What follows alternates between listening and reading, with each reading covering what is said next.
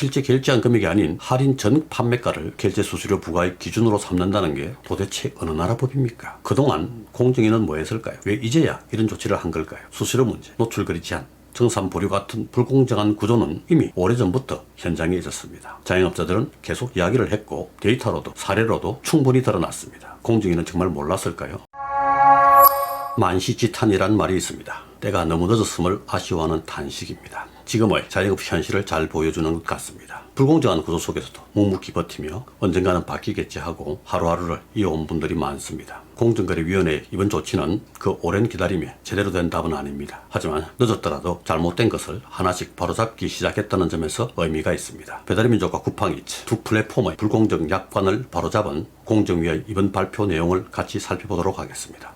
이번 조치가 단순한 약관 수정을 넘어서 사장님들의 사업 환경이 개선되는 시작점이 되길 바랍니다. 공정위의 보도자료를 보면서 말씀드리겠습니다. 쿠팡이츠 배달의민족의 입점업체 불공정 약관 시정 권고입니다. 공정거래위원회는 배달의민족과 쿠팡이츠의 입점업체 이용 약관을 심사하여 배달 앱 내 노출거리를 제한하는 조항 등 총 10개 유형의 불공정 약관 조항을 시정하고 쿠팡이츠의 수수료 부과 기준 조항에 대해서는 60일 이내 시정, 삭제 또는 수정할 것을 권고하였다.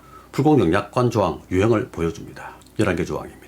2번부터 11번까지는 쿠팡이츠 배달의민족 사업자가 시정하기로 한 내용이고 1번 할인 후 가격이 아닌 할인 전 가격 기준으로 수수료를 부과하는 조항, 이 부분이 쿠팡이츠에 해당되는 내용으로 60일 이내에 시정하도록 권고한 사항입니다. 시정 권고를 따르지 않는 경우에는 공정위 의결을 거쳐 시정 명령을 할 수 있습니다. 하나씩 보겠습니다. 첫 번째로 가장 민감한 문제인 쿠팡이츠의 수수료 부과 기준을 살펴보겠습니다. 표에서 보시다시피 쿠팡이츠는 다른 앱들과는 달리 할인 전 가격에 중개수수료, 결제수수료를 부과하고 있습니다. 100만원짜리 상품인데 할인해서 10만원에 판매한다면 100만원에 대한 수수료를 매긴다는 말입니다. 이 부분은 자영업자들에게 자괴감, 모욕감과 함께 무력감을 느끼게 하는 부분이었습니다. 참으로 악질입니다. 실제 결제한 금액이 아닌 할인 전 판매가를 결제 수수료 부과의 기준으로 삼는다는 게 도대체 어느 나라 법입니까? 그로 인해 지금도 실질적으로 발생하지 않은 매출인 할인액에 대해서도 수수료를 부과하고 있습니다. 음식점 자영업자들이 호국인 호군가 봅니다. 같은 회사인 쿠팡 쇼핑몰에서도 그렇게 하지 않으면서 배달에서만 유독 덤태기를 씌운 이유나 알고 싶습니다. 시정 권고가 아니라 그동안의 부당이익에 대해 보상을 받고 싶은 심정입니다. 판매 가격 2만원일 때 수수료 계산이 있습니다. 실질적인 수수료는 7.8%가 아니라 10.4%에 해당됩니다. 이 부분 약관법에 위반된다고 판단하고 쿠팡이츠에 해당 약관 조항을 수정, 삭제하도록 시정 권고하였습니다.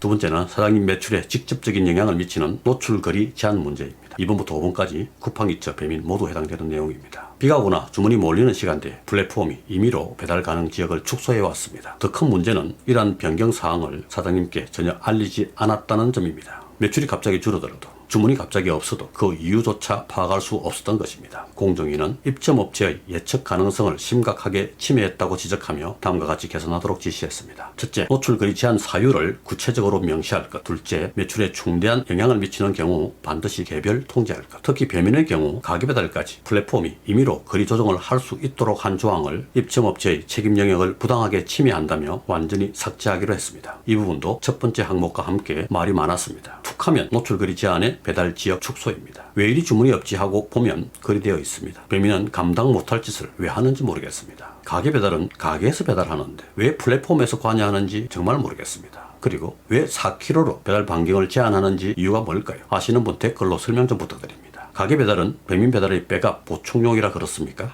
아무튼 이 부분도 완전히 삭제하기로 했습니다. 이번 기회에 가게 배달은 가게에서 배달 반경을 설정할 수 있도록 해줬으면 하는 바람입니다. 당연한 거 아닙니까? 세 번째는 정산 보류 조항입니다. 기존 약관에는 약관 위반이 의심될 경우 그 밖의 합리적인 사유가 있는 경우라는 모호한 표현이 있었습니다. 이 말은 사실상 언제든지 정산을 중단할 수 있다는 말입니다. 공정위는 불명확하고 자의적인 조항으로 판단했습니다. 담당자가 기분이 좀 나쁠 때라든지 화가 좀 났을 때가 안 들어간 게 다행입니다. 이제부터는 다음과 같이 변경됩니다. 정산 보류 사유는 구체적으로 명시되어야 하며 정산이 유예될 경우 사장님의 소명기간이 연장됩니다. 또한 플랫폼의 책임으로 정산이 지연된 경우에는 지연이자 지급 의무가 발생합니다. 그리고 계약 종료 시 대금 일부를 보관하던 예치 조항은 완전히 삭제되었습니다. 네 번째는 약관 변경 통지 방식입니다. 지금까지는 공지사항에 글 하나 올려놓고 30일 안에 이의가 없으면 동의한 것으로 간주한다는 식으로 처리해왔습니다. 이제부터는 문자, 이메일, 앱 알림 등을 통한 직접 통보가 원칙입니다. 사장님에게 불리한 내용은 반드시 개별 통지해야 한다. 또한 이의 없으면 동의라는 간주조항도 그 사실을 명확하게 고지했을 때만 유효합니다.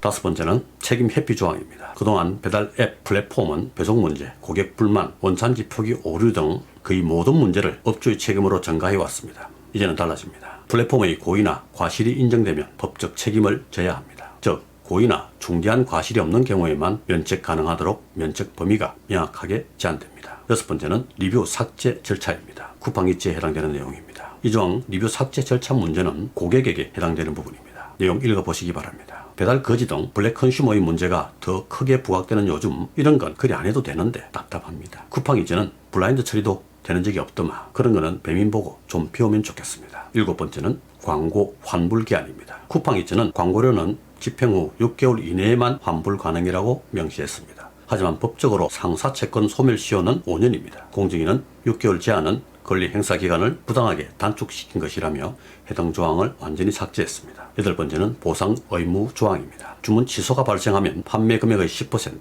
최소 1,000원을 고객 보상금으로 부담해야 했습니다. 문제는 시스템 오류, 재고 부족, 폐업 등 사장님의 과실이 아닌 경우까지 포함되어 있었다는 점입니다. 공정위는 이를 과도하게 불리한 조항으로 판단하고 삭제 조치했습니다. 아홉 번째는 환불 비용 부담 조항입니다. 고객이 음식을 이미 수령했거나 부재 중인 경우 상품 회수가 불가능한 상황에서도 사장님이 배달비까지 부담해야 했습니다. 이 부분 정말 스트레스였습니다. 공정위는 기책 사유가 없는 손실의 일방적 전가라며 이 조항을 삭제시켰습니다. 어떻게 되는지 예의주시해야 할 것 같습니다. 열 번째는 회사의 요청에 따라야 한다는 포괄적 의무 조항입니다. 배달의 민족 해당 사항입니다. 요청의 범위가 불명확해서 사장님이 거부할 경우 계약 해지의 빌미가 될 수 있었습니다. 공정위는 요청의 범위를 노출, 정산, 판매, 배달 대행 등 필요한 범위 내로 명확히 한정하라고 지시했습니다. 마지막 11번째입니다. 배민은 약관 본문이 아닌 운영 원칙, 가이드라인, 공지사항 등 하위 정책을 따르도록 하는 조항을 두고 있었습니다. 이제는 불가능합니다. 업체의 주요 업무는 반드시 약관 본문에 명시되어야 하며 부속 정책을 통해 새로운 의무를 추가할 수 없습니다. 이번 조치로 총 11개 유형의 불공정 약관이 정리되었습니다. 그중 10개는 이미 시정이 완료되었고 1개인 쿠팡 이츠 수수료 조항은 60일 내 수정 근고 상태입니다. 공정위는 기한 내에 이행하지 않을 경우 시정 명령으로 전환하겠다고 명확히 밝혔습니다. 그동안 공정위는 뭐 했을까요? 왜 이제야 이런 조치를 한 걸까요? 수수료 문제, 노출거리 제한, 정산 보류 같은 불공정한 구조는 이미 오래전부터 현장에 있었습니다. 자영업자들은 계속 이야기를 했고 데이터로도 사례로도 충분히 드러났습니다. 공정위는 정말 몰랐을까요? 그동안 뭐 했습니까? 좋습니다. 기왕지사 지나간 일 지금부터라도 제대로 하면 됩니다. 이제라도 꼼꼼히 살피고 어느 한쪽 피해보는 일 없도록 공정하게 투명하게 제도 하나하나 다시 점검해서 제발 세금 아깝다는 생각 들지 않게 해주면 좋겠습니다. 이번 조치가 자영업자가 열심히 해볼 만한 사업 환경을 만들고 정산의 투명성, 노출의 공정성, 책임의 균형을 되찾는 첫걸음이 되길 바랍니다.